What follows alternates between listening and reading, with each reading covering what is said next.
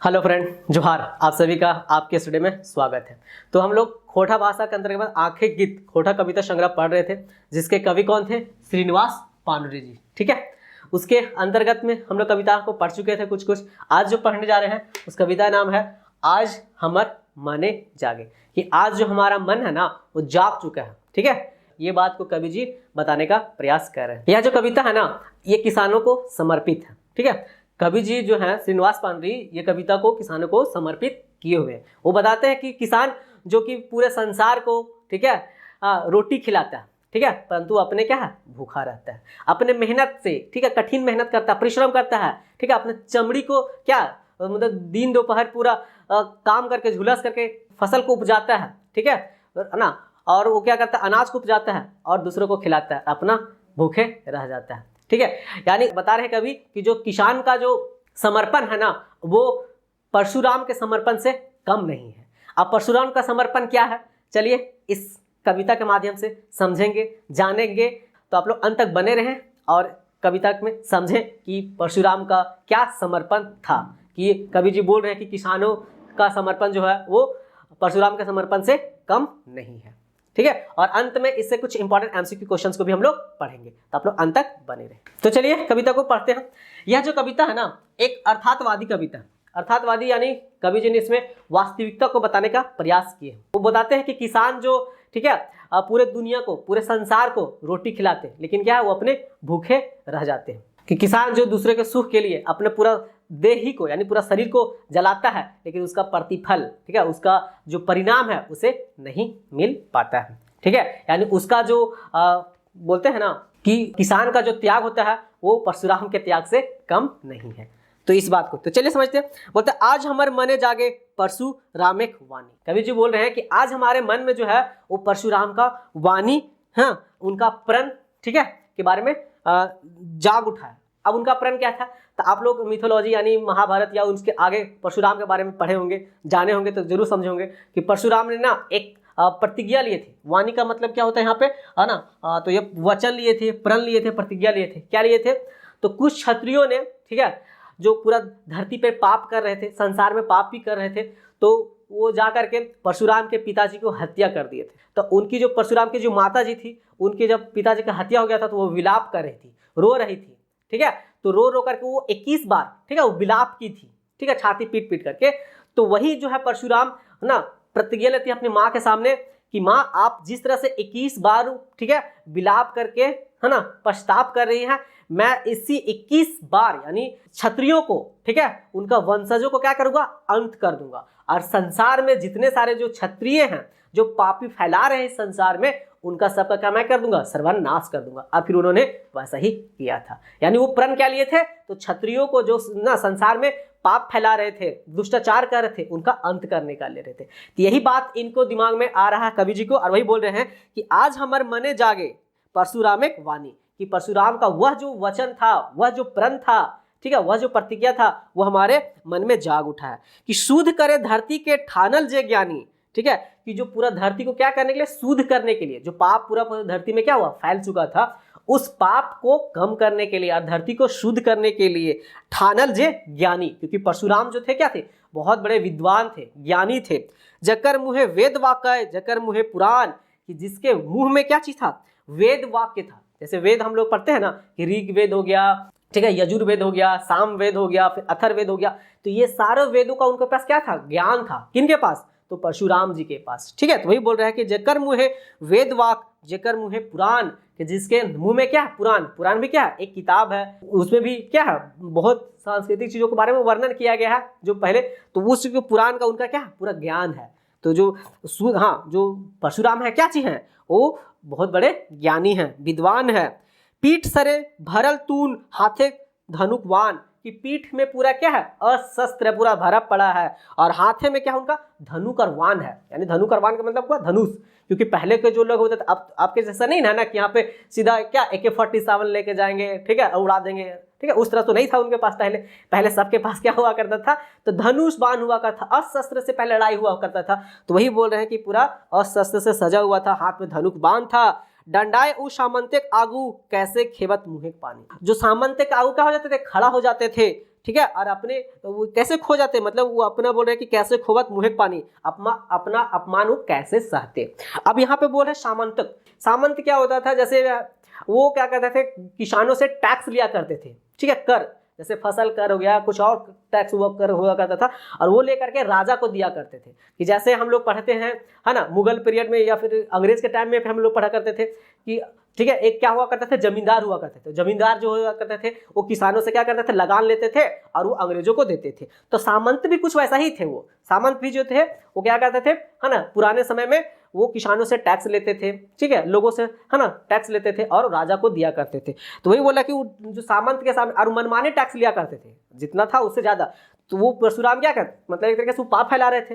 कौन, तो सामंत लोग। तो वही लोग अन्याय कर रहे थे ना लोगों के साथ, तो उस अन्यायी लोगों के सामने जाके खड़ा हो गए कौन, परशुराम। तो वही बोला, डराए ऊ सामंतेक आगू कैसे खोवत मुहेक पानी, की कैसे अपना सम्मान, ठीक है, खो सकता है, इस तरह के बता रहे हैं। तो ये था परशुराम जी के बारे में। अब आगे कवि जी बताते हैं किसान के बारे में, कि किसान जो है वो क्या करते हैं कि पूरे, है ना, मेहनत से, ठीक है, और पूरा संसार को क्या करता है, रोटी खिलाता है, लेकिन खुद वो भूखे रह जाता है। इसके बारे में अगला पंक्ति में वर्णन करते हैं। बोलते हैं कि गोटे जग के पाले जे, गोटे जग मतलब पूरा संसार के, है ना, पूरा धरती को, पूरा पृथ्वी को, पूरा संसार को जे पाले, जे खेती करे भाई, मतलब जो खेती करके करता है वही, अन्न पानी जग के दे आपन नाय खाए, कि अन्न पानी जो भी उग जाता है, जो भी फसल उग जाता है, ठीक है, क्या करता है, पूरा संसार को देता है, ठीक है, और अपने नहीं खा पाता है। आप ऐसा भी देखेंगे कि यदि किसान लोग का क्या कैसा दुर्दशा होता है। किसान लोग तो फसल उगा लेता है, लेकिन क्या होता है ना कि जो बढ़िया बढ़िया होता है वो बाजार में बेच देते हैं, और जो खराब होता है वो उन लोग घर पे खाते हैं। जैसे आप एक उदाहरण में समझ सकते हैं कि जैसे बैंगन है, तो बैंगन वाला क्या है कि बैंगन बाजार में बेच दिया, लेकिन जो काना काना बैंगन है, थोड़ा खराब होता है, ठीक है, उसको घर पे बनाएगा। या बैंगन या कोई भी है, जैसे करेली हो गया, कद्दू हो गया, कुछ भी जो थोड़ा सा खराब होता है उसको घर के, क्योंकि हम इसको काट के अच्छा सा सब्जी बना लेंगे, लेकिन जो बढ़िया बढ़िया वो बाजार में बेच देंगे, क्योंकि खराब वाला को बाजार में लेना नहीं पसंद करेगा। तो वही यहाँ पे कवि जी बताने का प्रयास कर रहे हैं कि जो किसान हुआ करते हैं वो क्या करते हैं, ठीक है, कि पूरे गोटे जग को पालते हैं लेकिन अपने भूखे रहते हैं, ठीक है, वही बता रहे हैं कि अन्न पानी जो जग को देते हैं आपने नहीं खाते हैं।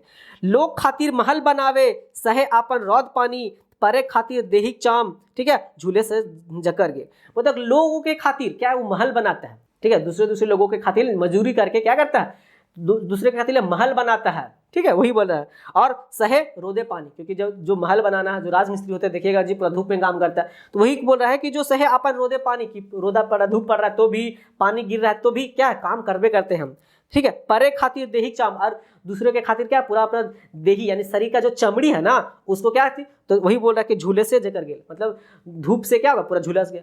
आप जैसे देखते हो गर्मियों के दिन में यदि कोई काम कर रहा है दोपहर में, तो उसका देखिएगा क्या हाल होता है। तो वही बोल रहे हैं कवि जी यहाँ पे कि जो दूसरे के खातिर क्या कर रहे हैं, मेहनत मजदूरी कर रहा है, महल बना रहे हैं, रोदा पानी सह रहा है, ठीक है, हाँ, परे खातिर अपना चमड़ी को जला रहा है, झुलस गेल है सब चीज, ठीक है, और वो लेकिन अपने वो अच्छा से नहीं रह रहा है। आगे बोलते हैं कि तेल बिना माथा चूल असमय धोखा दे, प्राण प्रिय खांसी जकर भिंजल आंखिक पानी, ठीक है, कि बोल रहा है कि तेल माथा चूल, बोलता है कि तेल बिना माथा चूल, कि वो अपना माथा में सही समय पर तेल नहीं लगा पाते। क्यों? क्योंकि उनके पास समय नहीं मिल पाता, दिन भर मजदूरी में, मेहनत मजदूरी में लगे रहते हैं कि यदि आज नहीं काम करेंगे तो आखिर खाएंगे क्या चीज, ठीक है, उनका इसी चीज पे ध्यान रहता है। असमय धोखा दे, क्योंकि जब माथा में तेल नहीं लगाएंगे तो क्या होगा, उनका असमय ही बाल क्या हो जाएगा, काला से सफेद हो जाएगा, बाल झड़ने लगेंगे, बहुत सारा समस्या हो जाएगा, वो बता रहे हैं।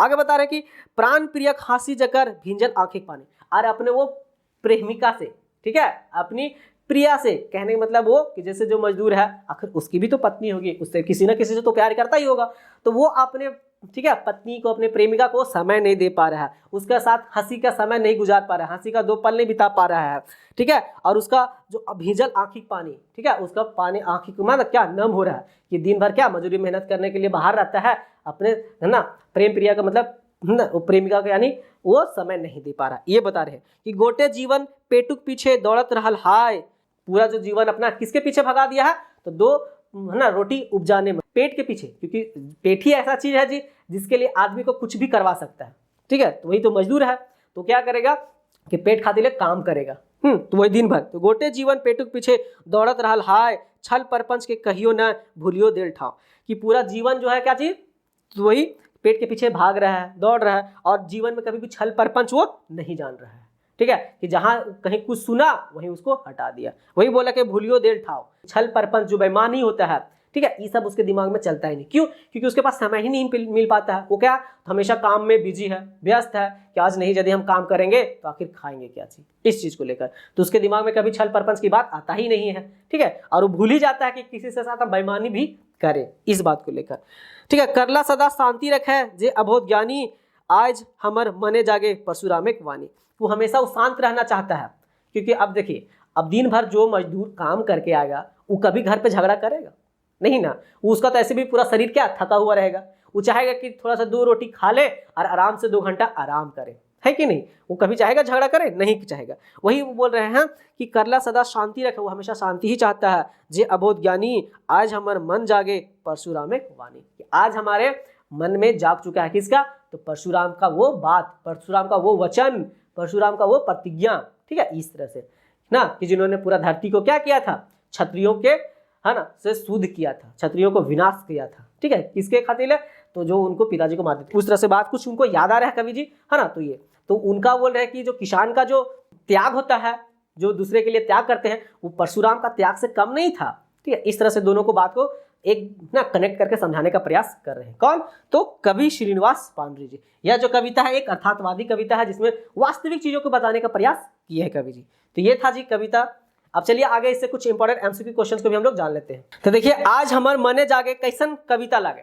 तो यह जो कविता है किस प्रकार का कविता है, तो यह जो कविता है ना, एक अर्थातवादी कविता है, ठीक है। कैसा याद रखना है, ये अर्थातवादी यानी वास्तविक चीजों को बता रहे हैं। अभी तो आपको लग रहा होगा ये तो फटाक से आंसर कर दिया, लेकिन यही क्वेश्चन ना बाद में मिक्स करके मिला जाएगा, तो थोड़ा सा कंफ्यूजन होगा आखिर ये जो कविता किस भाग का कविता कैसे याद रखेंगे, तो थोड़ा सा इसमें पढ़ने पड़ेंगे, ठीक है, याद रखना आपको।